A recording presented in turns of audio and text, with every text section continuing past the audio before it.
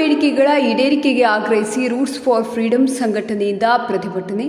ಚಿಂತಾಮಣಿ ಜೀತದಾಳುಗಳಿಗೆ ಬಿಡುಗಡೆ ಪತ್ರಗಳು ಹಾಗೂ ಬಿಡುಗಡೆಯಾದ ಜೀತ ವಿಮುಕ್ತರಿಗೆ ಸಮಗ್ರ ಪುನರ್ವಸತಿ ಒದಗಿಸಿ ಸರ್ಕಾರದ ಸೌಲಭ್ಯ ಕಲ್ಪಿಸುವುದು ಸೇರಿದಂತೆ ವಿವಿಧ ಹಕ್ಕೊತ್ತಾಯಗಳನ್ನು ಈಡೇರಿಸುವಂತೆ ಸರ್ಕಾರವನ್ನು ಆಗ್ರಹಿಸಿ ರೂಟ್ಸ್ ಫಾರ್ ಫ್ರೀಡಂ ಸಂಘಟನೆಯಿಂದ ನಗರದಲ್ಲಿ ಪ್ರತಿಭಟನೆಯನ್ನು ಹಮ್ಮಿಕೊಳ್ಳಲಾಗಿತ್ತು.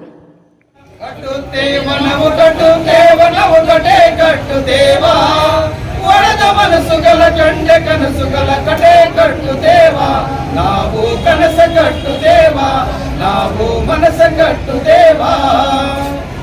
ನಗರದ ಪ್ರವಾಸಿ ಮಂದಿರದ ಬಳಿಯಿಂದ ಪ್ರತಿಭಟನಾ ಮೆರವಣಿಗೆ ಆರಂಭಗೊಂಡು ನಗರದ ಪ್ರಮುಖ ಬೀದಿಗಳಲ್ಲಿ ಸಂಚರಿಸಿ ವಿವಿಧ ರೀತಿಯ ಸವಲತ್ತುಗಳನ್ನು ವಿತರಿಸುವಂತೆ ಸರ್ಕಾರವನ್ನು ಆಗ್ರಹಿಸಿ ಘೋಷಣೆ ಹಾಕ್ತಾ ಹೊರಟ ಪ್ರತಿಭಟನಾಕಾರರು ನಂತರ ತಾಲೂಕು ಕಚೇರಿ ಮುಂದೆ ಧರಣಿ ನಡೆಸಿದರು. ಈ ವೇಳೆ ಮಾತನಾಡಿದ ಸಂಘಟನೆಯ ಪ್ರಮುಖರು 2016ರಿಂದ 2023ರ ತನಕ ಗುರುತಿಸಿರುವ ಫಲಾನುಭವಿಗಳಿಂದ ಜಿಲ್ಲಾಧಿಕಾರಿಗಳಿಗೆ ಸಲ್ಲಿಸಿರುವ 237 ಮಂದಿ ಜೀತದಾಳುಗಳಿಗೆ ಕೂಡಲೇ ಬಿಡುಗಡೆ ಪತ್ರಗಳು ನೀಡಿ ಪುನರ್ವಸತಿ ಕಲ್ಪಿಸಬೇಕು. 2013ನೇ ಸಾಲಿನಲ್ಲಿ ಬಿಡುಗಡೆಗೊಂಡ ಜೀತ ವಿಮುಕ್ತರಿಗೆ ನಿವೇಶನ ಕಲ್ಪಿಸಿ ವಿಶೇಷ ಅನುದಾನದಲ್ಲಿ ಮನೆ ಮಂಜೂರು ಮಾಡಬೇಕು. ದಲಿತರು ಹಾಗೂ ಜೀತದಾಳುಗಳು ಅಕ್ರಮ ಸಕ್ರಮದಲ್ಲಿ 50, 53, 57ರ ಕೂಡಲೇ ಭೂಮಿ ಮಂಜೂರು ಮಾಡಿ ಸಾಗುವಳಿ ಚೀಟಿ ನೀಡುವುದು ಸೇರಿದಂತೆ ಹಲವು ಬೇಡಿಕೆಗಳನ್ನು ಈಡೇರಿಸುವಂತೆ ಧರಣಿ ನಿರತರು ಒತ್ತಾಯಿಸಿದರು. ನಂತರ ಸರ್ಕಾರಕ್ಕೆ ತಾಲೂಕು ತಹಶೀಲ್ದಾರರ ಮೂಲಕ ಮನವಿ ಸಲ್ಲಿಸಿದ್ದು, ಈ ವೇಳೆ ರಾಜ್ಯ ಮಹಿಳಾ ಸಂಚಾಲಕಿ ಡಾಕ್ಟರ್ ಜೀವಿಕಾ ರತ್ನಮ್ಮ, ಜಿಲ್ಲಾ ಸಂಚಾಲಕ ಚಂದ್ರಪ್ಪ, ತಾಲೂಕು ಸಂಚಾಲಕ ನರಸಿಂಹಮೂರ್ತಿ, ಚಿಲಕರ ನೆರಪು ಹೋಬಳಿ ಸಂಚಾಲಕ ಶಂಕರ್ ಸೇರಿದಂತೆ ರೂಟ್ಸ್ ಫಾರ್ ಫ್ರೀಡಂ ಸಂಘಟನೆಯ ಪದಾಧಿಕಾರಿಗಳು ಸದಸ್ಯರು ಹೆಚ್ಚಿನ ಸಂಖ್ಯೆಯಲ್ಲಿ ಭಾಗವಹಿಸಿದರು.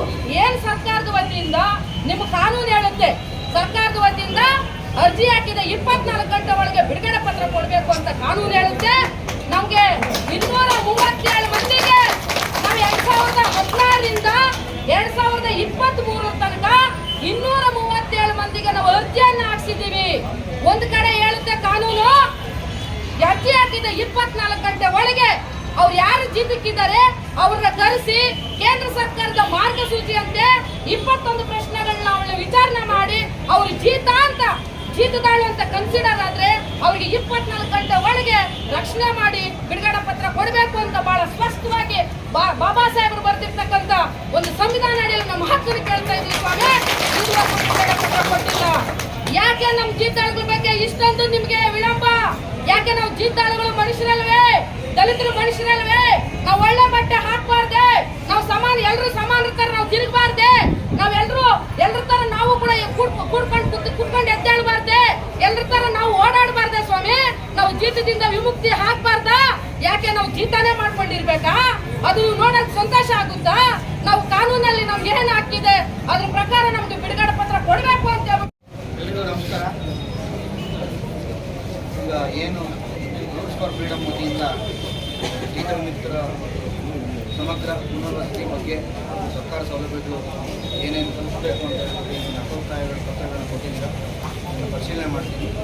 ಪರಿಶೀಲನೆ ಮಾಡಿ ನಮ್ಮ ಹಂತದಲ್ಲಿ ಇಲ್ಲಿ ಕೆಲವೊಂದು ಭೂಮಿ ಮಂಜೂರು ಮಾಡೋದು ಆಗಿರ್ಬೋದು, ನಕಾಶೆ ಪ್ರಕಾರ ಒಂದು ದಾರಿ ಮುಗಿಸ್ಕೊಡೋದಾಗಿರ್ಬೋದು, ಅಥವಾ ರುದ್ರಭೂಮಿಗೆ ಜಾಗ ಇರೋದಿಲ್ಲ ಅಂತ ಕೊಟ್ಟಿದ್ದಾರೆ. ಇವುಗಳನ್ನ ನಮ್ಮ ಹಂತದಲ್ಲಿ ಇದಕ್ಕೆ ನಾನೇ ಸಚಿವರಾಗಿರೋದು. ಇದಕ್ಕೆ ಸಂಬಂಧಪಟ್ಟಂಗೆ ನಾನೇ ಇದ್ರ ಬಗ್ಗೆ ವೆರಿಫೈ ಮಾಡಿ ಏನು ಸರ್ಕಾರದ ನಿಯಮಾವಳಿಗಳಲ್ಲಿ ಅವಕಾಶ ಇದೆಯೋ ಚೆಕ್ ಮಾಡಿ ಅವಕಾಶ ಇದ್ದಲ್ಲಿ ಇದಕ್ಕೆ ನಾನು ಅವಕಾಶ ಮಾಡ್ತೀನಿ. ಅದನ್ನು ಬಿಟ್ಟು ಬೇರೆ ಇರುವಂಥ ಒಂದು ಕೆಲವು ವಿಚಾರಗಳು ಮಾನ್ಯ ಜಿಲ್ಲಾಧಿಕಾರಿಗಳು ಹಾಗೂ ಮಾನ್ಯ ಉಪವಿಭಾಗಾಧಿಕಾರಿಗಳ ಹಂತದಲ್ಲಿ ತೀರ್ಮಾನ ಕೈಗೊಳ್ಳಬೇಕಾಗಿರೋದು. ಅಂಥ ವಿಚಾರಗಳನ್ನ ನಮ್ಮ ಕಚೇರಿ ಮುಖಾಂತರ ಮಾನ್ಯ ಉಪವಿಭಾಗಾಧಿಕಾರಿಗಳಿಗೆ ಹಾಗೂ ಜಿಲ್ಲಾಧಿಕಾರಿಗಳಿಗೆ, ಅದೇ ರೀತಿ ಕೆಲವು ಏನು ಒಂದು ತಾಲೂಕು ಪಂಚಾಯಿತಿಯಿಂದ ಆಗಬೇಕಾಗಿರುವಂಥ ಕೆಲವು ವಿಚಾರಗಳಿವೆ. ಅಂಥ ವಿಚಾರಗಳನ್ನ ಕಾರ್ಯನಿರ್ವಹಣಾಧಿಕಾರಿಗಳು ತಾಲೂಕು ಪಂಚಾಯಿತಿ ಚಿಂತಾಮಣಿ